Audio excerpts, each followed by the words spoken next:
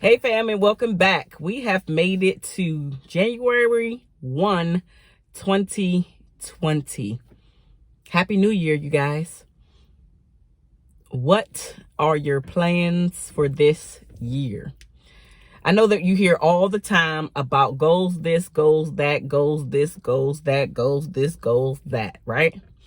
Goals about your career, goals about your next deal, goals about your next business, goals about how much weight you're going to lose, when you're going to stop drinking, when you're going to stop smoking, how much you're going to exercise, you're going to eat better.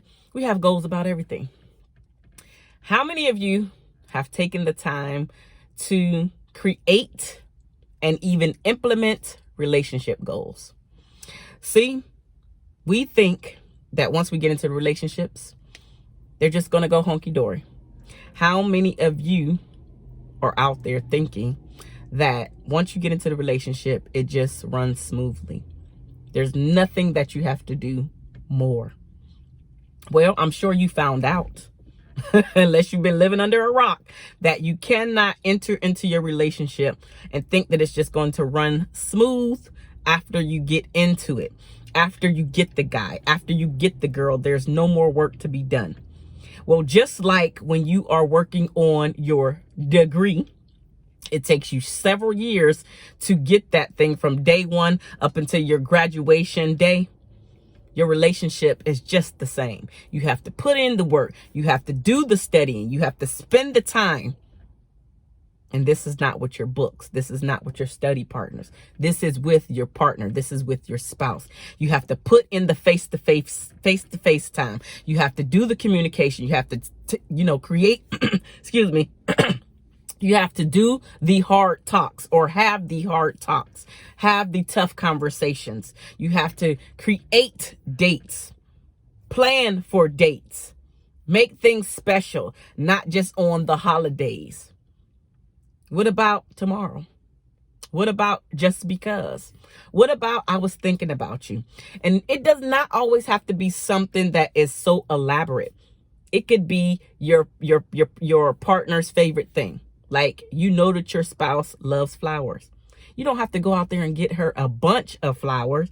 You can go out there and buy her a single flower. That's her favorite. Your partner loves cards. Go and buy a card. Write a sentimental note within there. Your partner loves theater. You've heard him talk about favorite show. Go do some research. Find out when that show is going to be and purchase the tickets. Like, put some thought and energy into the way that you want your relationship to be in 2020. See, ladies and gentlemen, we are now in a new decade. And so now it's time for you to step up your game on both ends. Both parties need to step up their game. So what are you willing to put into 2020 that you did not do in 2019, 2018, 2017, 2016, etc.? What are you willing to do differently in order to get different results in your relationship, in your marriage? Maybe you're single. Maybe you guys are in a relationship, but single meaning that you have not tied the knot. You guys are not married. And you are looking for it to go to the next level. Well, have you ever thought that it's not going to the next level? He won't propose. She won't say yes because you have continued to be and show up as the same person that you have been for the past year, for the past 2 years, for the past 5 years. And so if I see that you're not making an effort now, why would I knowingly sign on to this relationship? See, it's one thing for the person to mask who they are, even though that's not good, but that's a different story. You didn't know about it. It's another thing to knowingly go into something and something in your spirit is like, no, I don't really want to do this. I know it's going to be some other things for better or worse.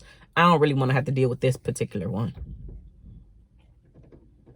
We got to step it up, ladies and gentlemen. If you want that awesome relationship, if you want that relationship that everybody's talking about, if you want that relationship where everybody's coming to you and asking you, girl, how did you do that? Man, you got a good woman.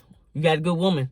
I wish I can get, if you want somebody to look at you in that way, that like, wow, they got it together. Not to say that you really do, because don't nobody know what's going on behind closed doors. But if you want the appearance, not just the appearance, hear what I'm saying. The appearance on the outside for other people to see, but also for you to feel it, for you to live it, for you to love it while you behind closed doors as well.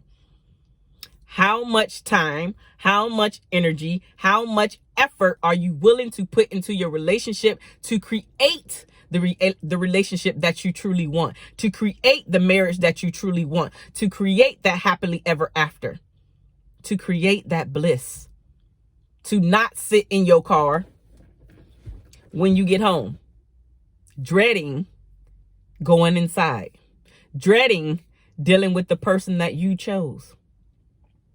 We always look for someone else to blame about why our relationship, why our life is not going the way that we think it should be going. Most of us, you and I, never look in the mirror and say, you know what? The love that I'm seeking, the respect that I'm seeking, the type of relationship that I'm seeking, all starts with me. When was the last time you took the time to sit down and say, maybe it's me? To reflect on your relationship, to reflect on yourself, to put yourself in the hot seat and say, man, I am not doing this. So this year, I am challenging myself to stop yelling. I'm challenging myself to be a grown-up adult in this adult relationship. I'm challenging myself to stop cheating. I'm challenging myself to confess my sins. I'm challenging myself to be a prayer warrior for my family as well as myself. I'm challenging myself to get me all the way together so I can create this relationship that I desperately want. So I can quit pretending to be something that I'm not. So I can live this lavish lifestyle with my spouse by my side. So I can truly go out in public and hold her hand or hold his hand and truly be happy and grateful and just like in awe every time you see him, every time you see her. How much energy, how much effort are you willing to put in? No blame, no shame, being as vulnerable as you need to be in order to create the relationship that you want, that you need, that you desire, the one that you secretly dream about. And then you wake up and you looking around like, oh, this is my reality. Oh my Lord. Sis, bruh, it all starts with you. It all starts with you. How much time, energy, and effort are you willing to put in? And I'm talking about the time, energy, and effort when you're not seeing any results right away. When you giving it your all and you still getting the mean mug because of all of that past stuff that happened. When you giving it your all, you being the sweetest person that you know how to be, and they're not accepting your gifts. When you're writing the love letters and she just looking at it like, because there's so much crap that has happened. Are you willing to stick it through? To get on the other side of that? Because can you? You absolutely can. Is it going to take work? Yes, it is. Because it's so messed up now. But I want to know. I want to know, but really your spouse, your partner wants to know. They want to feel it. They want to see it. They want to experience this new you. They want to experience the trust that was once there that has now been broken down from all of the crap that has been happening. What are you willing to change today? Tell me down in the comment section below. What are two things? Two things this year that you can do on a consistent basis to change your relationship around, or at least start changing your relationship around. Most people fail at change because they try to jump in and do the biggest thing. Don't do the biggest thing. Don't do the big thing. One and two,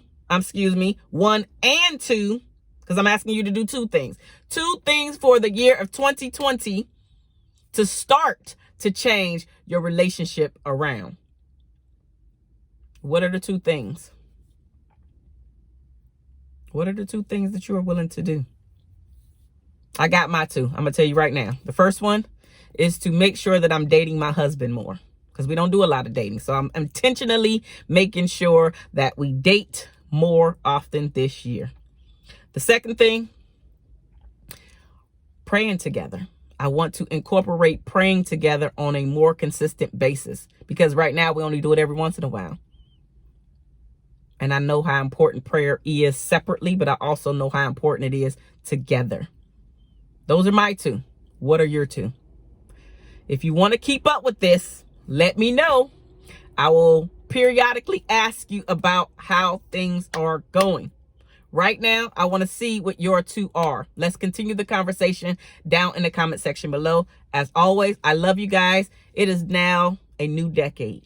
It is now a new year. We are now January 1, 2020. What are you willing to do differently in order to get different results in your relationship? I love you guys, and there is nothing that you can do about it. Deuces, y'all.